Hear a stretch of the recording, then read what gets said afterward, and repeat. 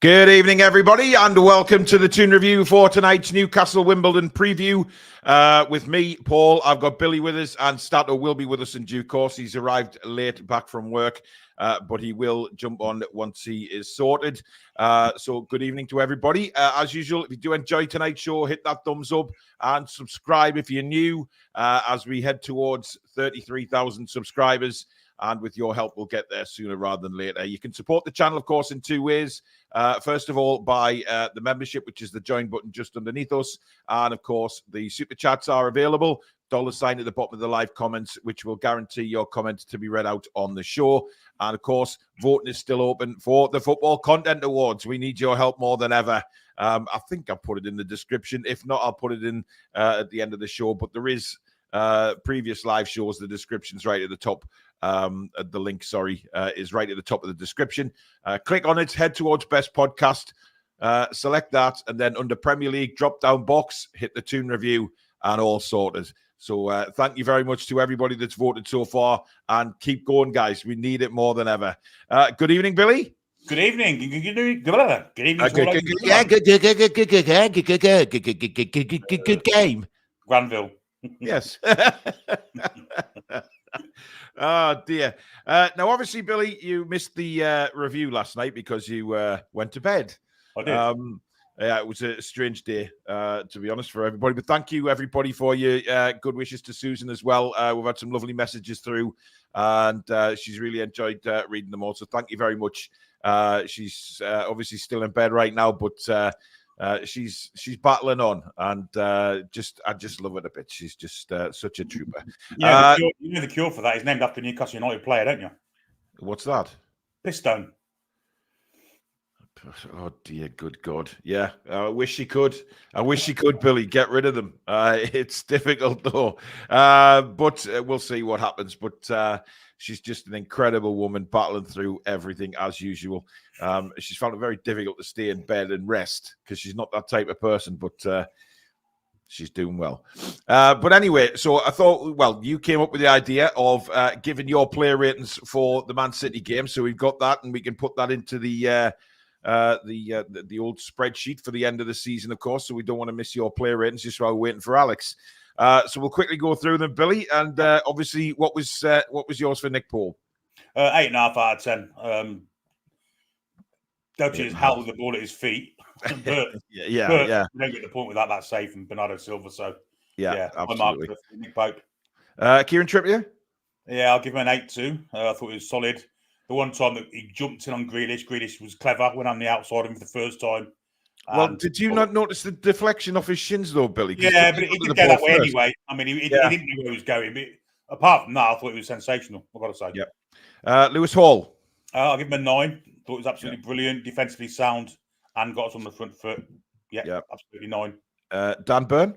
9.5 for Dan Burn. I would have given him a 10, but I think he's slightly at fault, very critically at fault. As Guardiola was the one that went inside. He's the one who went inside for the goal. So, okay, I would have given him 10 if it weren't for that. Okay. Fabian Schär? I'll give Fabian Schär a 7.5. Okay, solid enough. Didn't really have much to mark because Burn took the responsibility of marking Haaland. So, yeah, he was kind of the spare man, and sometimes his passing weren't great. Yeah. Bruno? I'll give Bruno a 9. Thought he was outstanding. Again, back to his best. Inspirational. Really good with the ball at his feet. Yeah, 9 out of 10 for me. Call me Swift says I missed the show yesterday because a certain stat man told me there was no show on Twitter. I hope everything is okay with Susan Paul. Well, thank you very much for the best wishes, mate. There wasn't any show. There wasn't going to be. I did sort of say to the guys that it depended on if Susan would get out of hospital early enough or if she was coming out at all. And she got out about 7:30-ish.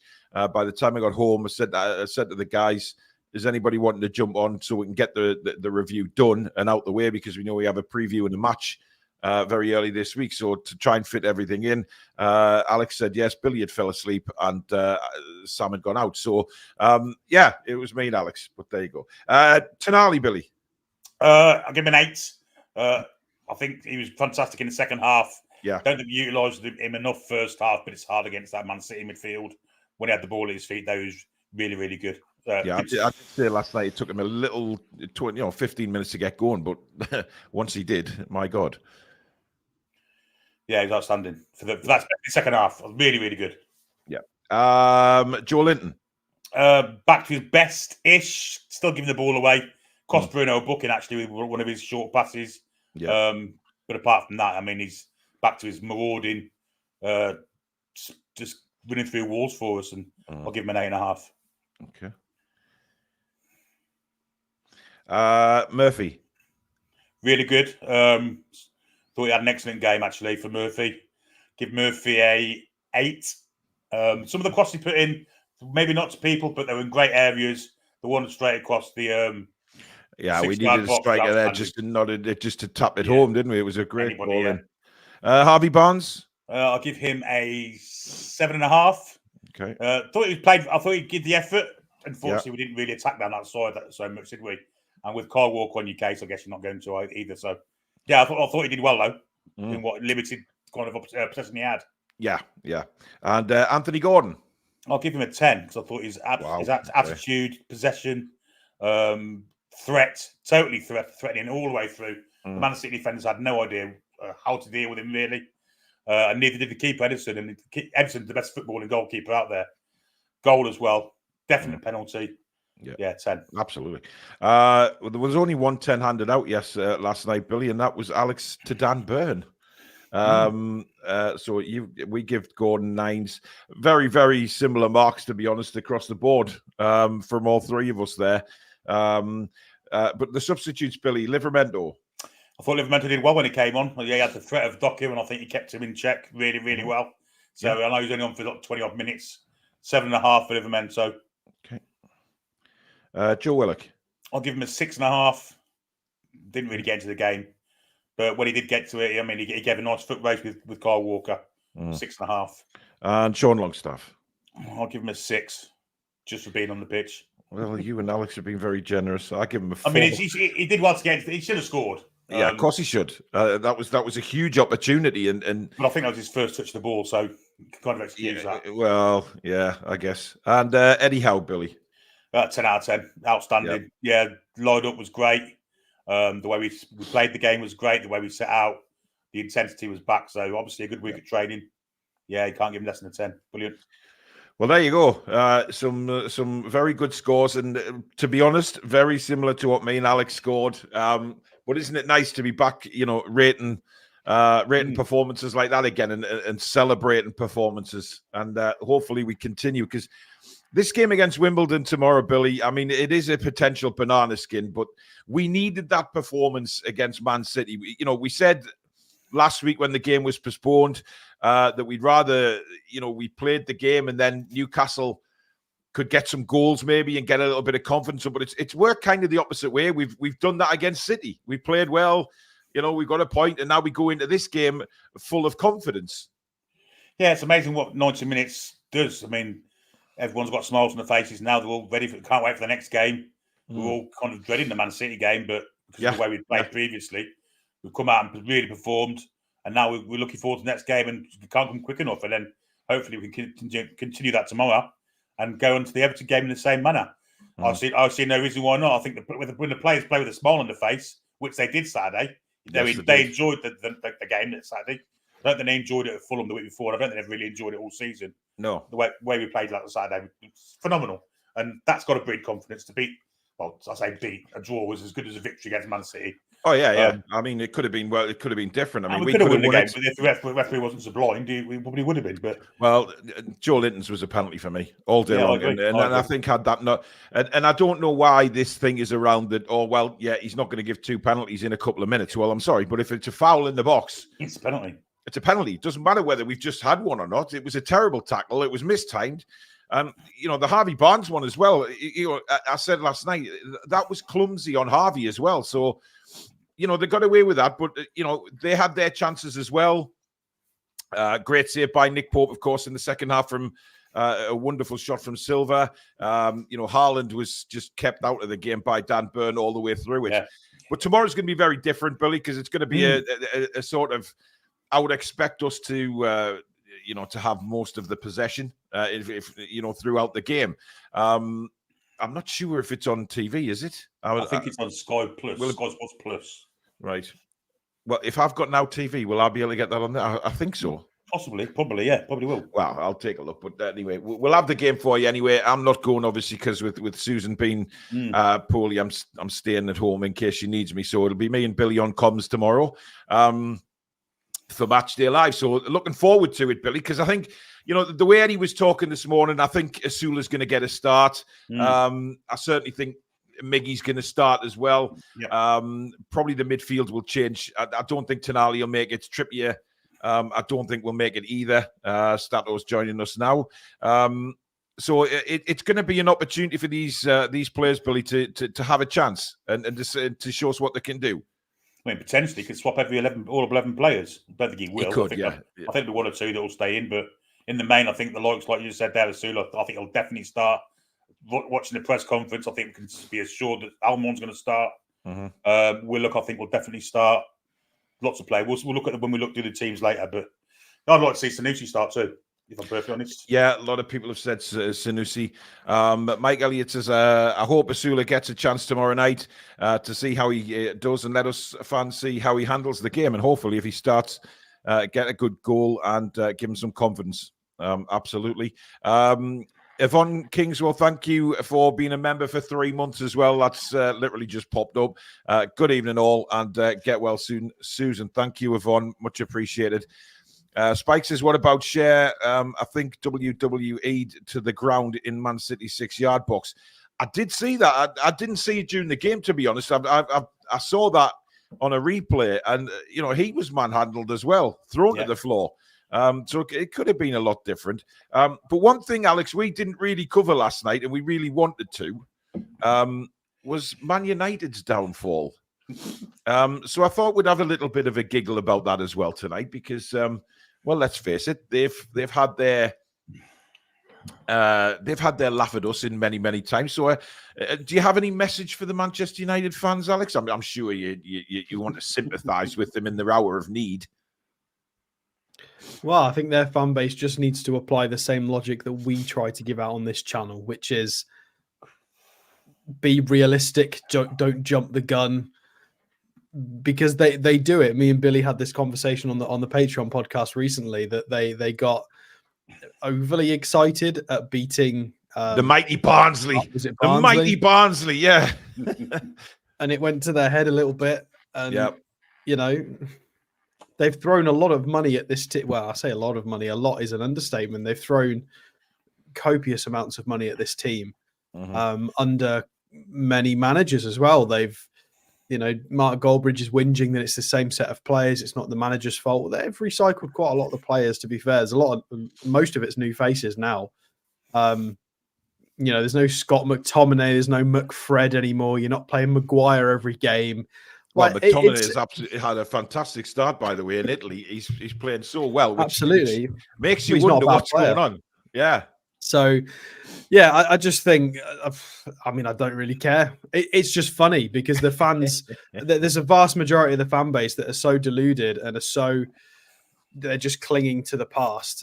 Yeah. And it's essentially, it's that past that is allowing them to just continue negligent spending and just media overhype. I was absolutely appalled at the commentary between Man United and Spurs yesterday. I don't care for Spurs at all, but the fact that Man United were 2-0 down with a red card and the commentary was going, and Spurs are going to have to be careful now because Manchester United are up for the war and mate, you're 2-0 down with a red card. What are you talking about? Yeah, could have been 8-0.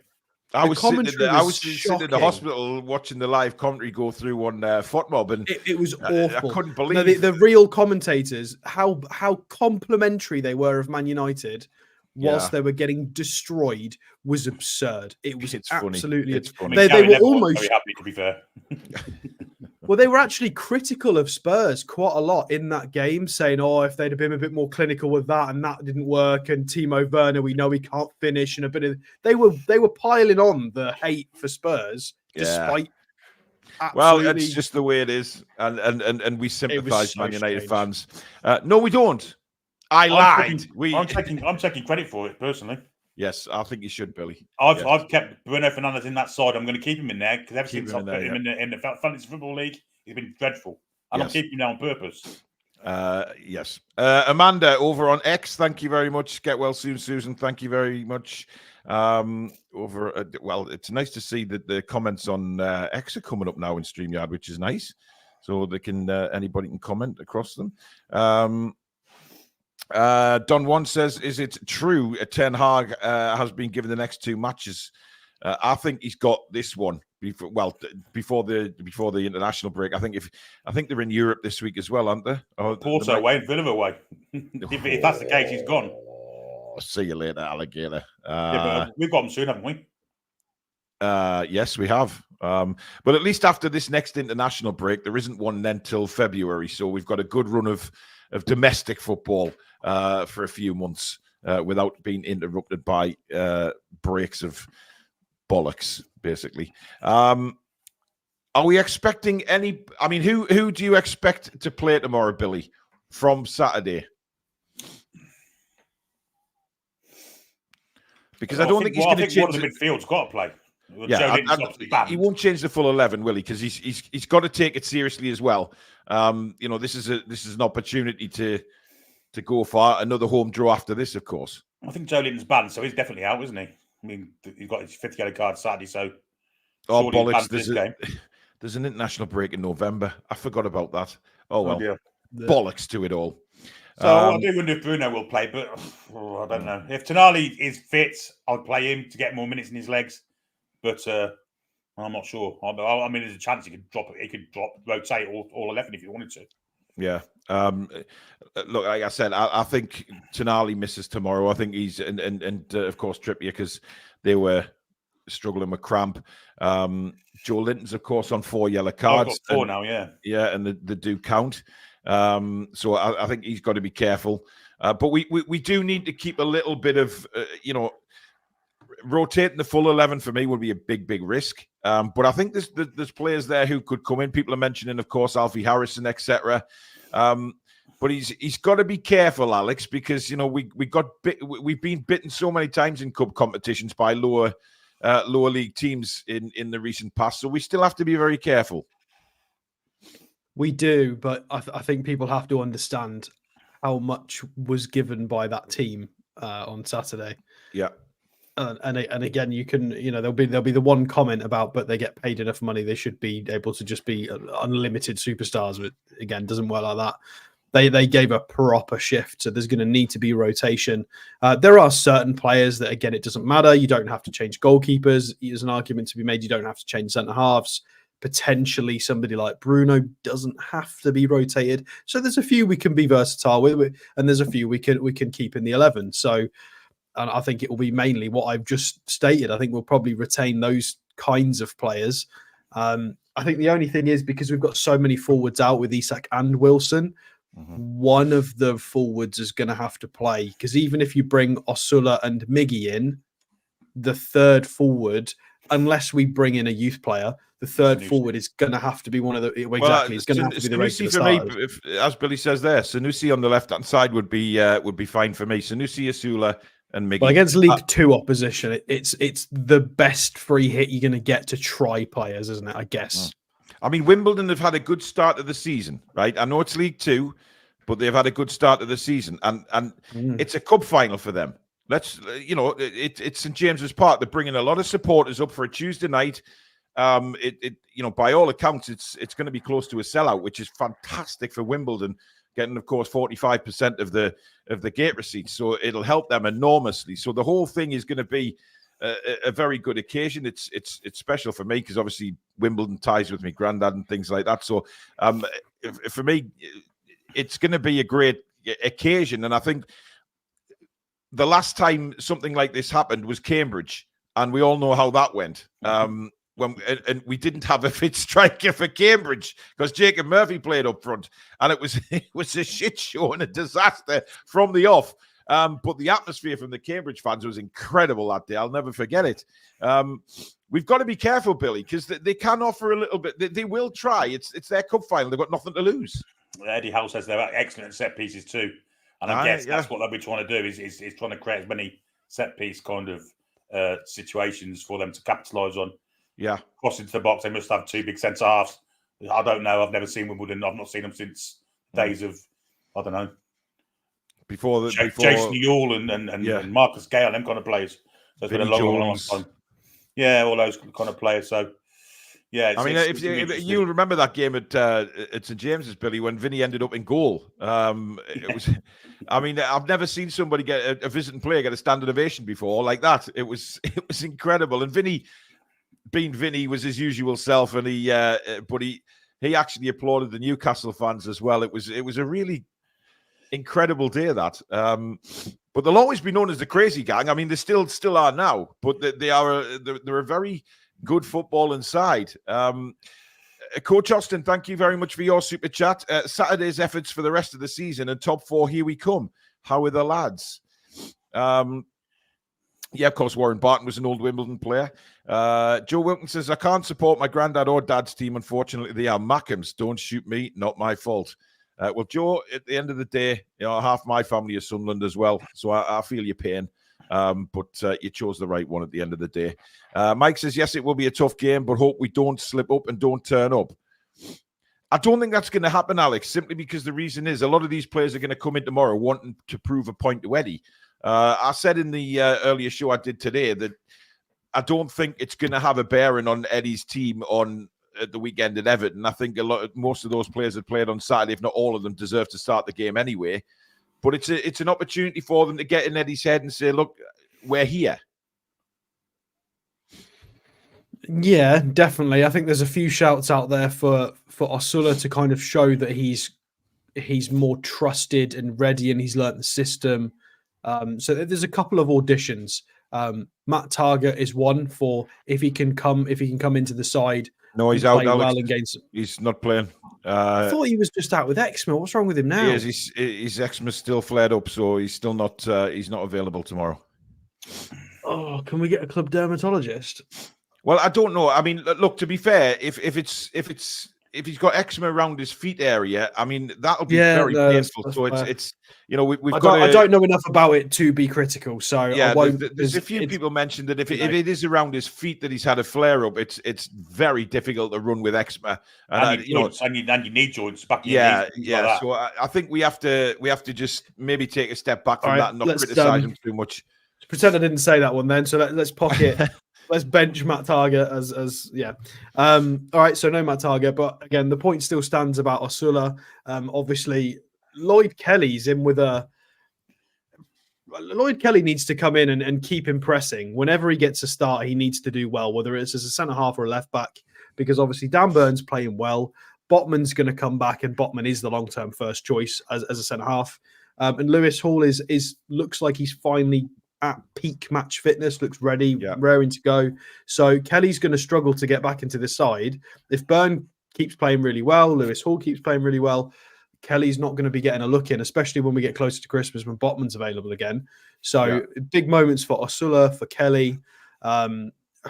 Maybe Miggy, you could argue, because at the moment Murphy is the guy for Eddie Howe. And sometimes Murphy is not the guy. Sometimes he just goes with Gordon on the right. So for Miggy to even get a mention or even be a consideration in Jason and Eddie's sort of 11s, he's got to run his socks off. Miggy tomorrow to get himself back in contention for starts needs to absolutely run his socks off and score a couple of goals. That's the best thing Miggy can do and show that he's useful. Well, that's all he can do, to be honest. But again, even if he does that. But even if he does that, there's going to be a large portion of the fan base that goes, but it was League Two opposition. Yeah, but you can only play what's in front of him. So exactly. Yeah. We need him to be useful. We're going to need him at some point. Yep. Right. We're halfway through, almost halfway through the show. I'd just like to give a little shout out tonight to a little man called Henry. Now, Billy, Henry is a massive fan of yourself and me and watches every show and is a massive fan of the Toon Review. So Henry is watching tonight, Billy. So big shout out to Henry. Thank you for watching the Toon Review and hope you're enjoying the show again. Big Newcastle United fan as well. So Henry, Thank you for watching, and a big shout out to you. Good man, Billy. Henry. Good man, Henry. Away, Henry. How are Henry? Exactly. And I'm sure he's a big fan of Alex as well. It was just that I got the message after he watched a show with, I think it must have been a morning show with me and Billy. So, Alex, don't feel too disappointed, mate. You have had plenty shout outs. I very rarely get them, but, Henry, thank you for mentioning me. I love you for that. Finally, I get to have a shout out. So thank you very much, Henry, and enjoy the game tomorrow as well. Now, centre backs, guys. There's a few people in the chat saying that maybe Alex Murphy and Kelly start the game tomorrow. I'd quite like to see that, actually, Billy, because if Alex Murphy, the times we've seen him, and it was, of course, mainly pre-season last year, wasn't it, when he came in a few times and did really well. I don't think I'd oppose Kelly and Murphy starting the game tomorrow. No, neither would I. I mean, both can play at left back or centre back. I think Emil Kraft will play at centre back with whoever the left centre back will be. So yeah, I'd like to see Alex Murphy play, especially as Mr. Target can't play. So yeah, I'll give Alex Murphy a go on the bench Saturday. So he's definitely in the manager's thoughts. Wouldn't be surprised to see him playing.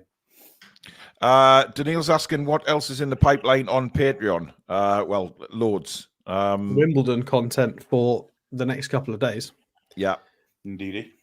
Tennis and Wumbles. The Wumbles. Ant Acid says, I'm a massive fan of you, Alex. There you go. I mean, Kraft was very lucky not to get injured, of course, before the start of the game on Saturday. I don't know whether you've seen that post I put up on Twitter.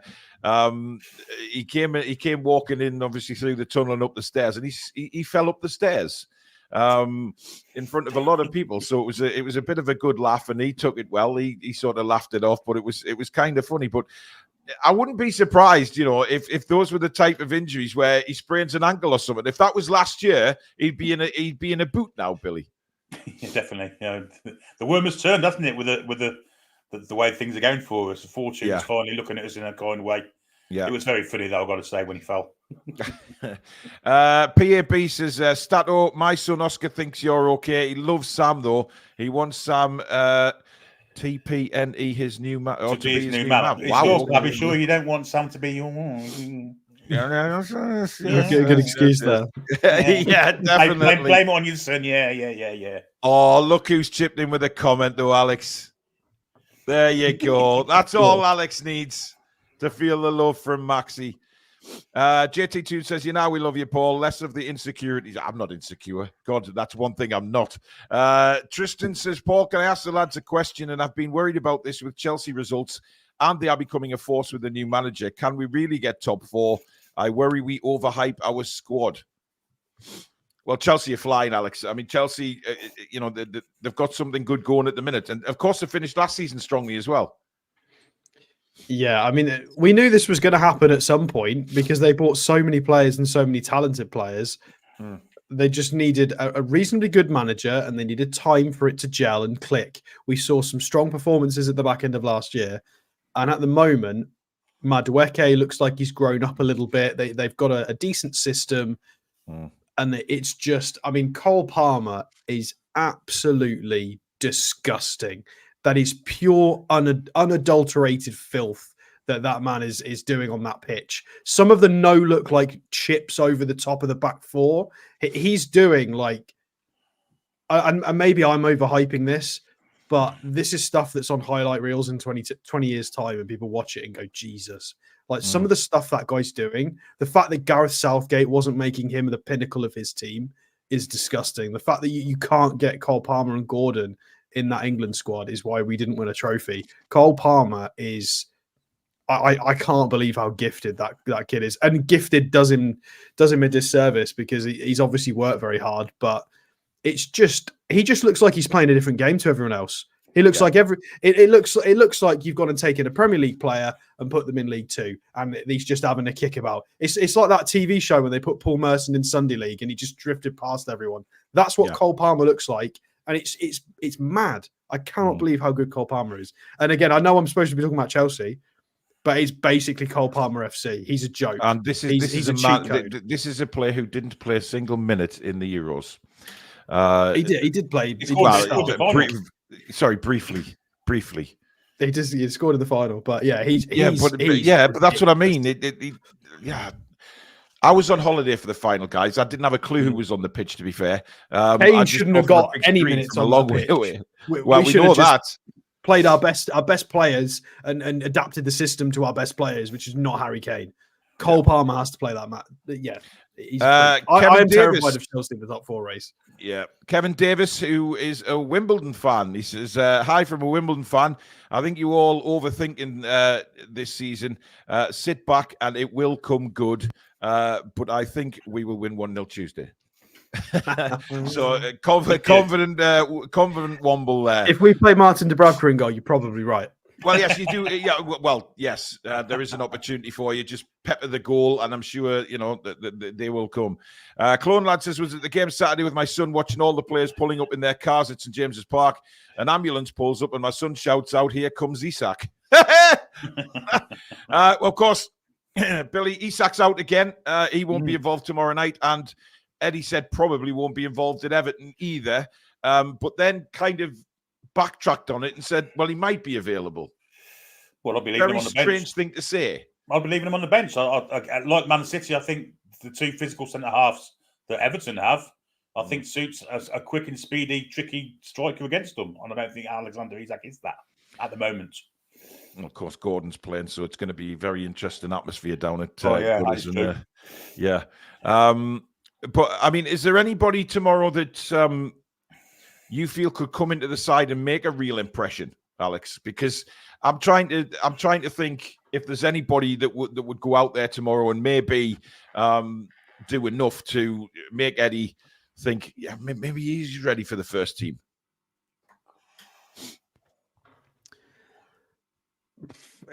Ready for the first? Well, I mean, is that a clue to Osula there, or are you just anybody? Asula's if Asula goes out there and bangs in a hat-trick tomorrow, does that put him in line to start at Everton? I don't know. It depends how his fitness is, because we don't really know how he is. Stamina, athleticism. Like if he runs his socks off and does really well, but he's cramping by the 70th minute, he's not going to play against Everton. If he goes out there and he's an athletic freak and a robot and he plays like 95 minutes and there's no problem with him, then yeah. If he goes out there and bangs in a couple of goals and shows no signs of cramp, plays the system well, yeah, he can definitely put himself in Eddie Howe's plans. Again, if we saw me and Paul talked about this, Billy. I don't know if you've had a chance to talk to Paul about this, but me and Paul actually prefer the balance of the team against Man City without Isak. Which is harsh, but I feel like it gives someone else a chance to come in for a run of games while Isak's recovering. To answer your question, Osula is the guy who, if he plays really well, might earn himself a couple more starts. I don't think Miggy's going to be able to do that because he's been around for too long. If Miggy has a good game, it's not going to guarantee a start, I don't think, for him at Everton. Barbara asked a very good question, actually, Alex. Would you swap Palmer for Gordon? Yes. Oh. Hands down, yes. Yes, I would too. I've got to say. I think Cole Palmer's been the best player in the Premier League for the last 18 months. Not even close. Wow. Not even remotely close. Wow. The kid's a freak. He scored 4 goals in like 25 minutes. He's done it twice as well, hasn't he? He scored 4 goals in a game last year and all. All right. But squad-wise, it just fits into that. Do you know what? I wouldn't, because I love Anthony Gordon and he's one of our own. So there you go. He's a black and white. He kissed the badge. We love Anthony Gordon. Fuck off Cole Palmer. All right, here you go. Imagine Gordon and Cole Palmer in the same team. Now that I could live with. I mean, Cole Palmer's a shithouse as well, isn't he? Let's be honest. He's an absolute arsehole. He gets injured a lot, by the way, as well. He's had a few injuries as Cole Palmer. So, listen, I having them both in the side would be just Well, Gareth Southgate had the opportunity to do that and ignored both of them. Well, yeah, but Saka was there as well. I mean, it's very difficult to put them all in, isn't it? I think Cole Palmer's been significantly better than Saka over the last 18 months. Yes, I agree. I know we've got a few Arsenal fans that watch us. Please justify that Saka's been better than Cole Palmer in the last 18 months. It's just, there's no way. Yeah. They don't play on the same... Gordon's left and Palmer plays on the right, doesn't he? So no, Saka plays on the right. Yeah, but for Chelsea, he plays more on the right, Cole Palmer, doesn't he? So are you talking about Gordon or Saka? I don't give a shit anymore. Let's move on. Ben says, I love Cole Palmer with Gordon. We should call Miggy Maguinho and Todd Bowley would sign him. Call Me Swift says, I'd rather have Palmer over Saka, though, definitely. Yes, I think Saka's had a slow start of the season, to be honest. Anyway, do we have any information on Wimbledon, Alex? Let's see how they a little bit. I've been rather busy, but yes, we I know will, you've got your excuses, I will but let's do my best. Do what you've got. Dude, I got through the door after the show started and I left at 6:30 this morning. Billy, have you got that violin in your pocket, mate, by any chance? It's in me gerbil's pocket, actually. It's in your gerbil. Sorry, Alex. Go on, matey. Right. So, AFC Wimbledon. This is their team in the blue and yellow with the little yellow sleeves. They've been playing a rather, blasphemous European fancy wingback system, but still retaining some old school some 4-4 clucking 2 on occasion, with a bit of avit, because Omar Bugiel, whatever his name is a bit of a unit. His goal celebration, Alex, is in playing the bugle. That's fantastic. I love that. It's absolutely not, by the way, but never mind. You got my hopes up there. Yeah, one player that, Foxy's mentioned him as well in the chat is Miles Hippolyte. Very talented player there, number 21. Yeah, so how they kind of maneuver in the last 2 games, I've been having. So I watched the highlights for the last 2 games, and I've had a little look at the data. There's the occasion where they play Neufville is the wing back who pushes on Neufville a bit further, and there are some games when he sits and it's James Tilley that goes on some marauding runs. Omar is the guy. He is the lump, and to prove it, this is their last fixture. 9 out of 13. Oh, we've lost it. 9 out of 13 aerial duels again. So that is 21 duels contested, and he got 13 of them. He's a big lump up front, and I would like to bring your attention even more so to the game against Bradford City, because in this game it was even more ridiculous.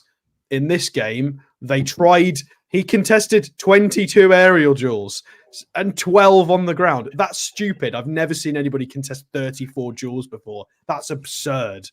Eddie did say there were strong at set pieces and things like that. You're not kidding. So whoever plays centre half, for people saying let's play Alex Murphy, I don't mind that, but it's not going to be a fun day for whoever lines up at centre half. They're going to have a lot to deal with, and not in an Erling Haaland way, in an old school way. John Fashion knew by the sound of it. Yeah, that's very similar. Yeah. So whether it's Emil Kraft or whoever it is, that's. By the way, Big Aggie's asking why the tickets for the match tomorrow are not on general sale. It's sold out. I've just checked. That is why. Sorry, go on, Alex. But yeah, that is a big point straight off the bat, that whoever does line up as a centre half is going to have to be very, very up for it and have their Weetabix and their Red Bull in their Weetabix, because Omar is not joking around. Of course, Foxy's already mentioned Hippolyte in the midfield. The 16 and the 12, Ball and Smith tend to be the sitters, when one wing back will normally sit as well while the other one goes on, and Hippolyte will go on some runs. They've got a back 3. They're a bit more old school. Joe Lewis is the guy in the middle, and is he the captain? I believe. Yeah, he is the captain. So he's a 25-year-old Welshman. We don't have his height. Oh, apparently he doesn't have a height. No idea. Don't know if he's tall. We'll have to figure that one out. Well, when we get players like this, Alex, we should just put in there height taller than Alex, and then just leave it at that. Well, or height smaller than Paul. We do the same job, Fair enough. This is one of the other centre halves who is apparently a right back by trade. Again, all of their weaknesses seem to be passing and long balls. Considering that is their game plan, it's just long balls. It's quite amusing. Yeah. I really want to watch. I wish I had time to watch a full 90 minutes of Wimbledon, because I absolutely love all of this. It's why I love playing Football Managers, because you come into situations like this and try and figure out what the hell is going on. This is the other centre half out of the three. Again, can't do long balls or passing, apparently, which is basically their game plan. So no idea how this works. Apparently it does. Check the goalkeeper and see if strength is long balls and passing. Well, yeah. I mean, we Probably is, to be honest. He doesn't look very happy to be there, does he? I mean, is that an Island shirt he's got on? It used to be anyway. I mean, Wimbledon were known for kicking the ball. Owen Goodman. He has no strengths or weaknesses. He's just average, your average Joe, apparently. Yeah. So where are we? Let's have a look at their season so far. They have only played 6 games in League Two because their golf course got a bit. I mean, their pitch got a bit damaged. Alex. Well, I mean, we are not like a golf saying course. anything negative about Wimbledon. I will not have it on this show. Wash your mouth out with soap. It was an unfortunate incident, and they've responded to it in record time and are putting it right. So, congratulations, Wimbledon. Don't listen to him. They have rebuilt their ground on the old speedway track at Plough Lane, and they were told when they built it that it's liable to get sinkholes in it, which is kind of odd.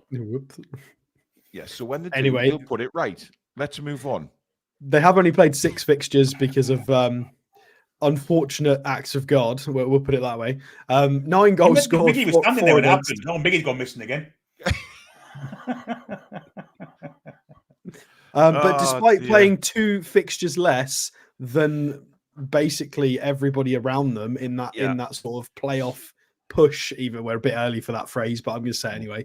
They're still on 13 points, and in the last 4 games, they've got 3 wins in there and a draw, so they haven't lost for a little while. They're in a good bit of form. I think they put 3 past McDongs, and they look pretty healthy. And I bet they were extremely happy about that.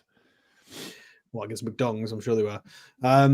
Average positions, this was against Bradford. This was their most recent game. So as you can see, you've got the 9 Omar kind of in between Matthew Stevens, who's kind of run on, and you've got Hippolyte behind him.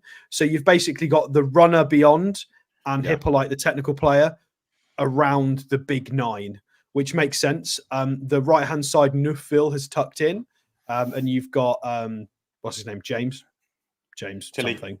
Tilly, that's the one. James Tilly is kind of the free wing back in this situation with the back 3, and they've got Smith and Ball as the 2 kind of players. Again, this is only average positions, so this doesn't highlight their definite shape and what they're going to be looking like out of possession. I'm not sure that'll be their shape tomorrow night. I think. Well, against I hope we have a lot of possession tomorrow night. Against McDongs, it was the opposite way round. So it was Nuffville who was the spare wing back, and he was kind of Tilly was kind of tucked in a little bit more. So it very much depends on who the opposition are, but they're flexible. They've got pacey wing backs. They've got centre halves who apparently can't kick a ball at all, and a big meaty number 9. I mean, it's basically League Two. We love it. So I'm excited for it. I'm a little bit worried about how they play, because we play such technical, pretty Premier League football, and we're playing against that so often. This is fun. I mean, look, if there's any Wimbledon fans in the chat tonight, just they've seen the show, just let us know. How do you guys play? Is it just a long ball, or do you try and get the ball down and play? Right, let's try and put this Newcastle team together. Do they show League Two stats? I don't know. Oh, they do. They do show League Two stats. They do. Okay, so average possession is 18th in the league. All right, where's the long ball stat? They're 22nd. So they don't play a long ball. There you go. Interesting. Kevin's answered that, by the way. Kevin, the Wimbledon fan. We play on the ground pass and go chip and pass. Can beat everyone on a good day. Come see us. Listen, I'd love to go and see a game at Wimbledon. It'd be brilliant. Do we not have a crosses stat on FOTMob? Are you kidding me? Average crosses. Oh, there it is. They're 5th in the league. Okay, so this maybe gives you a bit more. This backs up the comment from Kevin that, again, the fact that they're 5th in the league for accurate crosses, but they're way down in long balls. Yeah, it would maybe suggest that they're not just hoofing it. It's a slightly more eloquent build-up than maybe I was giving them credit for. Again, I've not watched the 90 minutes of Wimbledon, so it's hard to tell. Yeah, so maybe we've got to be careful. Hippolyte's dangerous from free kicks as well. So, you know, again, you know, that's what Wimbledon will try and do: win free kicks and you know, try set pieces because they're bloody good at them. People saying it, yeah, it is a small sample size, by the way, guys. Yeah, that is completely fair. I think this goes to show probably one thing: second balls are going to be quite important, and just being switched on, scan, focus, fight for the second balls, because it not only is it League Two, it seems to be the way they play as well. That it's a lot of kind of give and goes and chips and give it to the 9, flick on, one of the wing backs goes as well, and yeah, we've got to be very, very careful in defensive transitions as well. Right. Let's try and put a Newcastle United side together, then, shall we? Well, I just threw some bits on a page, so feel free to. Well, I don't think Nick Pope will start. I think he's going to start one of the other keepers, but the question is, who is it? And I think it's going to be Dubravka. I can't. I can't. Alex, you know as well as I do, it's going to be Dubravka tomorrow, mate. If it was next round, if it was against Chelsea in the next round, Pope would start. But you say that he starts Pope. He has started Pope in a lot of cup competitions. He has. He's not always been willing to rotate goalkeepers. But with all due respect, it is Wimbledon from League Two. I mean, he played Old Trafford last year in the same competition, didn't he? Although he did play Pope at home, didn't he, against Man City? That's what I'm saying. He will probably go with Dubravka to tomorrow night, and then he'll go with Nick Pope against Chelsea. If you know, hopefully we get through, of course. Look, people are saying, where's Chakademus and Pliers? He's not going to get a look in. I think it's going to be Dubravka. Dubravka's been on the bench. It's going to be Dubravka. So you will have to remove Nick Pope for this game, Alex. I'm sorry. I want Nick Pope to start, and I think he might. But we'll put Dubravka in just for rotation. Put him back a bit further than that, Alex, please. Yeah, let's not bit further. That's it. Oh dear, as far back as he can. Kraft and Kelly. Yeah, I could probably see that. To be honest, this was the obvious stuff. I just managed to. Yeah, well, Alex Murphy will play at centre, at left back, maybe. Ooh, interesting shout. Where's Alex Murphy? Number 54, Alex. Yeah. Well, I suppose he could go left back, or he could put Kelly left back and Murphy centre back. They could both play them positions. So yeah, I think that would be a good move. Does Bruno start? Is the question. I don't see any other alternative, to be honest. They should change the system. See, in the past, we would have maybe used Lewis Hall in midfield in a game like this. But the fact he's just come off a full game against Man City, I don't think he's going to get used. And Target's not available. So there isn't really another option. And again, I think Tonali, I appreciate Tonali's looking good, but it needs a rest. No, he does need a rest. He'll not play Tonali, especially with him coming off for cramp like he did. He'll probably be on the bench. Yeah, he'll have some big hitters on the bench. Absolutely, he will. Just in case. Yeah. I don't mind that midfield, to be honest. I think that's a very strong midfield. And then probably maybe there's Sanusi out left. Yeah, I'd like to see unless we play Burns. Burns? Who's Burns? Burns? I was trying to say Gordon and Barnes mixed together and got Burns. I don't know. It's been a long day. Harvey Barnes or Anthony Gordon. Are we thinking any of them going to get a start, or are they just going to get rested?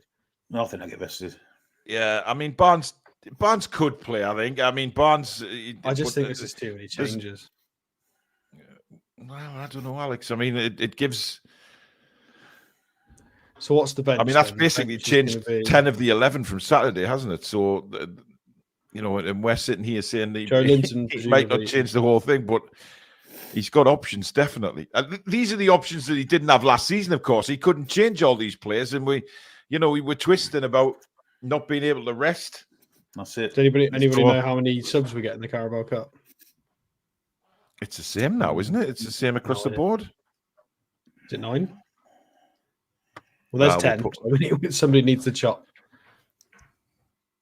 I don't think we'll see Anthony Gordon involved at all tomorrow. Just my hunch. Really? Yeah, I think he'll rest Gordon completely. No, I think he'll bench just in case. If Sula gets injured, then we're fucked, ain't we? Oh shit! I forgot about that. We could always put Jacob Murphy up front. He goes up front for cup competitions.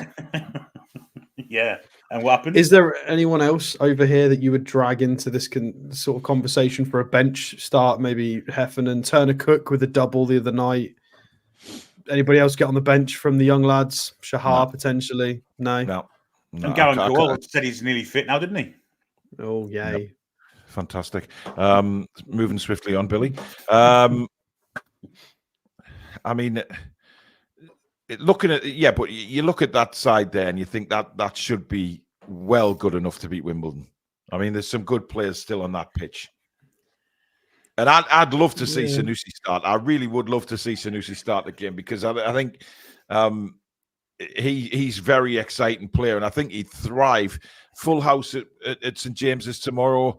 I think he'd be full of confidence, taking players on, and this concerns me a little bit though, because Willock has very little defensive acumen as it is, and if I'm who's the right sided wing back, is it Nufville? If I'm Nufville, which I don't know if I'm saying that. If I'm Nufville and I see this start inside, I'm like, thank God for that. I'm just going to run at him all game, and Sanusi's just not going to track as much. Then Kelly's going to have to do massive bits. Well, maybe Kelly will play centre back and hey. What about Isaac Hayden in for Bruno? He's not in 25-man squad, is he? Do they need to be for the Carabao? I don't know. I think so. Entertain that. I don't know. He doesn't train with our team. He doesn't even train, does he, with us? Where is he? What does he do? There you go, Billy. He's triggered immediately. He's triggered. He's off on one. I don't know.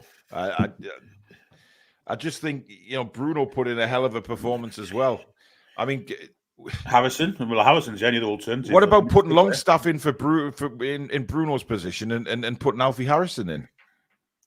I mean, that's gambling, isn't it? Somewhat. Well, let's Longstaff in front of the back a bit. Let's try and see some of our exciting youngsters. Harrison's been struggling. Despite having massive potential in the last month or so, he's been struggling. He wasn't great in pre-season. I'm sure he will be fantastic. You can see he's got the potential, but he's just not been great. I don't think I like is Munda. I think Munda's a hell of a prospect. I mean, maybe he'd come onto the bench. Potentially. But no, he can't be because does he play 99, Alex? Is that his number? He must do, because I've written it for a reason. I think he had 90. Do you have 99 in pre-season? Is that why I've done that? I think so. I think these are the pre-season numbers. Well, there you go. I mean, obviously you love a good, huge number on the back of the shirt, Alex. No, don't put me anywhere near target. We don't need more flakes on the pitch, do we? Oh, dear. Do you know who we could have used in these games is the players we sent out on loan. And I know they needed a loan, but Jamie Miley would have been a decent shout in this kind of fixture. Jamie Miley's injured, Alex, unfortunately. Oh, yeah, but he might not have been injured if we'd have kept him. But the fact is he is injured, and Joe White on this channel. Yeah, Joe White would have been a good one. I mean, look, I don't know. I don't know if he'll make all those changes. But it's nice to see that we've got options to make those changes. 3 games. Did you think Hall plays again? No, Hall doesn't play. Hall does not play tomorrow night. I will eat my shirt if Hall is in the starting lineup. He was, after that monumental effort on Saturday, to play a couple of days later when we got a big Premier League game coming up. We've got the players that should, again, nothing to disrespect Wimbledon, but we've got the players surely that can get past them. And I mean, he might not make all those changes. He might, but I mean, will he change formation? I mean, he's got an option. We're just basing it on the 4-3-3. I mean, could he change formation and do something a little bit different? Potentially, yeah. It's pretty flexible anyway, isn't it? Because even though we play a 4-3-3, sometimes as we saw, Joe Linton in the 3 moved into different positions, and sometimes they go join wings, and it's a 4-2-4. It's a very, a live sort of system. It depends on the personnel as well. It's times like this I miss Chris Wood. Take that back. I'm obviously talking bollocks. Can I just put a point out there? I think this is too many changes. This concerns me. I would put 2 or 3 of the more sort of proper starters in here just to make sure right. What would the you team go is for then, definitely Alex? strong. What would you go for? I know it's a lot, but I'd say, Barnes did get subbed off. I'd start Barnes. Yeah. Because Barnes got subbed off in that game. I think I hope he's got enough minutes in his legs to be able to play this game or start this game and go and help Osula somewhat. So that's another first team change that I would do. I'm not massively keen on Alex Murphy starting, although we like him. I want to get to the next round of the cup, even if it is against Chelsea. I don't think we beat Chelsea next round. I think we take the piss out of them and give them back what they gave to us last year. Yeah, exactly. Wow. Revenge. I don't know. Especially I don't know who else, Palmer, who was a right twat in that game, if I do recall. He was, yeah. Obviously, a lot of people in the chat talking about Lewis Miley. Yeah, it would be a great pick, but he's just not available yet. I don't know. I feel like one more little sprinkle on the cake. We just need one more first teamer. He never drops to Dan Burn, does he? So I'll probably play Dan Burn at centre back, especially if they've got a big, tall centre forward up front and Kelly at left back, I guess. I mean that makes me feel a little bit more confident. It's just got a little bit more experience in there, and I don't want us to make too many changes and have an upset. And then my personal change would be to take Dubravka Carrao because I don't really want to see him play again. So bring Gillespie in. I mean, I'm not sure he knows how to play football anymore, but yeah. Oh dear. It's like all he does is play Flight Simulator, but never actually flies the plane. That's basically him in football. Yeah. Right. So there you go, guys. I mean, look, it could be anything tomorrow. We're just trying to put an 11 together and see what Eddie's options are. But one thing's for certain, he definitely has more options than he did last season, and we can definitely rest a few or keep a few going. I guess, when you're playing sort of these games, you're coming off a good performance. The players themselves will want to continue. They'll be chomping at the bit to play again because they want to keep this going and they want to get it improve. So, yeah.